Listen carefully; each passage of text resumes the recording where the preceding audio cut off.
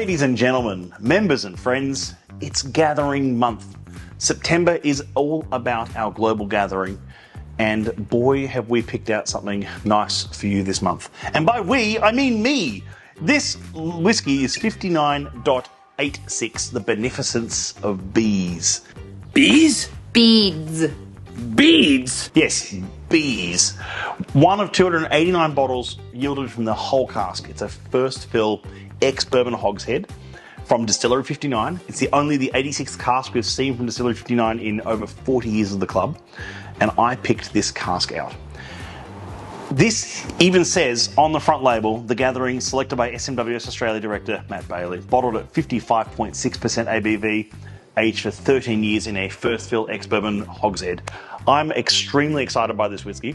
This is, I think, our 5th or 6th year of gathering. We had a 26, a 1, when I get the codes right, a 46.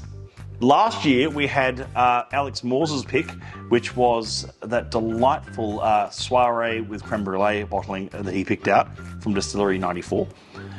Which was fantastic. And this is a totally different move away from where we started with that one. And I picked this one. It takes about a year to pick out the whiskey. This is a spicy and sweet flavour profile from Distillery 59. Distillery 59 is one of the most unique workhorse distilleries in Scotland.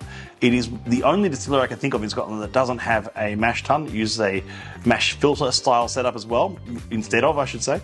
And it has a very clear wort and creates a very unique distillate that is reminiscent of sort of like clear green tea and sort of like grassiness to it, which just creates this lovely rich backbone of a very interesting spirit in the backbone. And this is a very honest whiskey, full maturation in a first fill hogshead. Now hogsheads, ex-bourbon hogsheads, are increasingly uncommon in the usage of maturing Scotch whiskey because they take time to construct over just an ex-bourbon barrel. So it still had usage as an ex-bourbon barrel at one point, but it's been recouped into a hogshead, so a barrel but slightly larger, so it becomes a hoggy, and then it's full 13 years of maturation in that first fill. Straight away, I get the reason I called it Beneficence of Bees is because it's just got so much like rich honey on the nose. For those who are new to whiskey, I have to just say this as a disclaimer right now. We don't add honey to any of the casks. We don't add any of these flavours. They are flavours that we get naturally from the wood and the distillate coming together. From the cask and the distillate meeting in the middle, as I've said before. I get the slight sort of like, almost like salted caramel lollies. And just so much honey, like manuka honey, sandalwood. It's rich. You can tell even the colour, it gives you an indication of what you're in for here, because it's more than just like a pale yellow. It's almost like it's almost honey coloured. In fact, it's a little bit darker and richer. But even though it's still first fill ex-bourbon, let's have a taste.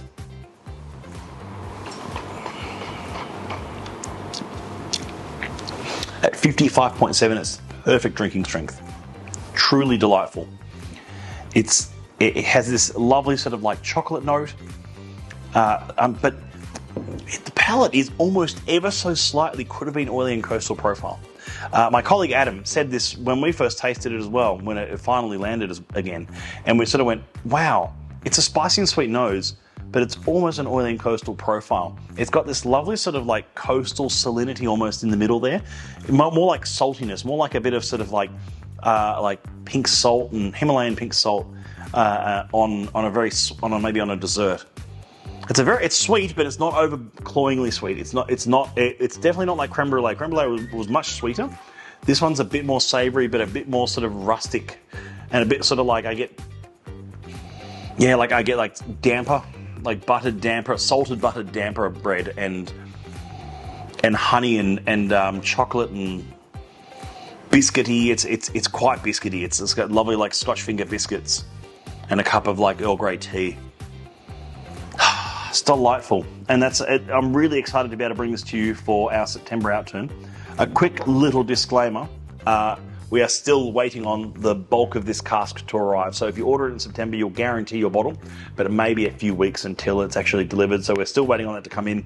In the meantime, we've brought some over ASAP on the ultra expensive air freight option so that we can share it around at our gathering events. So if you have not booked in for one of our gathering events yet, don't miss out. Sydney's coming up, Melbourne's coming up, all the other cities are coming up as well. So keep an eye on the website, the events page, and keep an eye on the 2024 official Australian exclusive gathering cask selected by yours truly. Thank you so much for watching. I will see you all soon. Happy gathering, Sanjava, wherever you are and however you enjoy it. Cheers.